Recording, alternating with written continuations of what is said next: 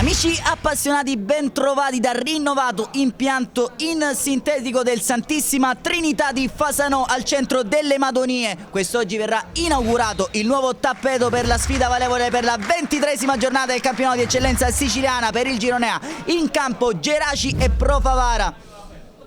Giracisi e Favaresi, come ci piace dirlo nel nostro dialetto siciliano. Vediamo qui i 22, anzi 25 protagonisti di questa sfida già in campo. A breve passeremo a raccontarvi le formazioni. In completo bianco la formazione madonita del Geraci, risponde invece in total blu la compagine favarese agrigentina. Questa gara scopriremo come andrà a finire. Parte in questo momento il cronometro con Bognanni che sventaglia il primo pallone e noi intanto va a districarsi a sinistra, c'è il raddoppio su di lui, il cross però sul secondo palo è buono, si divora il gol del vantaggio. Il numero 10 Michele Settecase, nuovissimo terreno in erba sintetica inaugurato proprio quest'oggi. Qui vedremo chi andrà a siglare la prima rete con Azzara che va ancora una volta sul fondo, cerca ancora Settecase che si avventa sulla sfera, poi il tentativo del numero 8 Charles al Santissima Trinità di Fasanò. Qui Bognanni, la sventagliata per Saluto che può entrare in area, Saluto in porta, Saluto!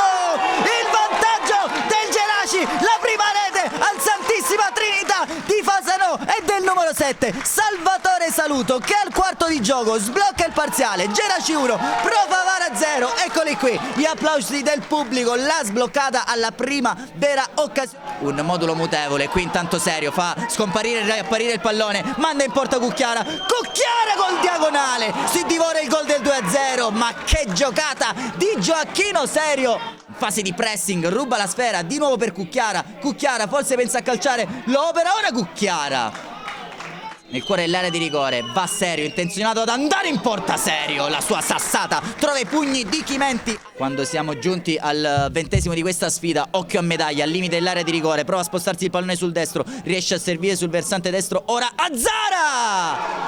Gol di Azzara, e il gol di Azzara ha gonfiato la rete Angelo Azzara che poc'anzi aveva cambiato il proprio binario di competenze e ha pareggiato. Allora il gol di Salvatore Saluto, va infatti il numero 4, traiettoria velenosissima sul quale si avventa Cucchiara non riuscendo a correggere alle spalle di Chimenti.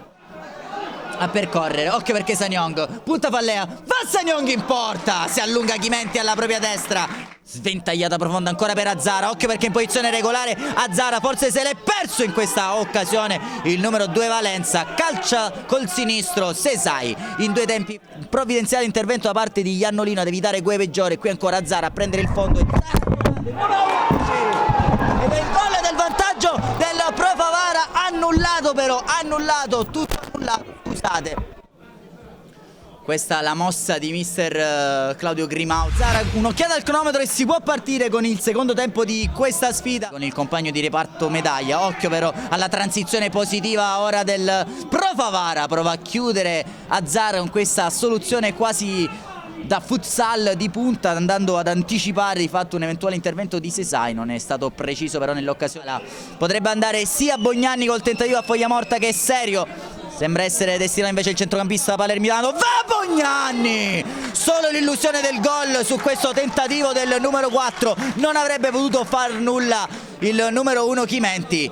Dal direttore di gara, intanto pronto un altro cambio per mister Grimaudo, pronto a fare il suo ingresso in campo Velardi, possibile staffetta proprio con Cucchiara, e infatti così all'11° del secondo tempo termina qui la partita da parte di Sergio Cucchiara. Sempre una gara molto generosa per il numero 9 mister Grimaudo che ora lascia spazio quelli dei blaugrane. Occhio perché Sanyong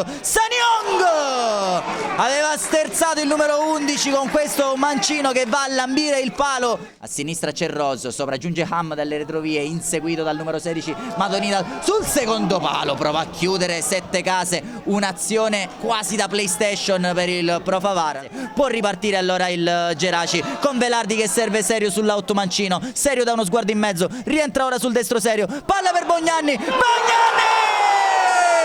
vantaggio del Geraci con Simone Bognanni a volo d'angelo, fa 2-1 per i Madoniti, torna in vantaggio la compagine di mister Claudio Grimaudo. Un'azione spettacolare con Velardi che ha mandato sulla corsia serio, è rientrato il capitano, palla precisa, pennellata sulla testa di Bognanni che ha dovuto solo gonfiare la rete. Prova però l'arrembaggio finale, palla in the box del Pro Favara, occhio qui al tentativo di Alù, Alù si allunga però Lamin Sesai che salva la prima porta. È intelligentissima sfera, qui Marsala traversa clamorosa, una sassata dai 25 metri di Giovanni Marsala. Con il Geraci deve comunque mantenere alta la concentrazione. Bognanni a mettere ordine, triplice fischio, la prima vittoria al nuovo Santissima Trinità di Fasano del Geraci che ha la meglio del Pro Favara per 2-1. Facciamo un po' d'ordine con Salvatore Saluto che apriva le marcature al quarto di gioco, pareggiato al 20° dal bolide di Angelo Azzara. Nella ripresa però la marcatura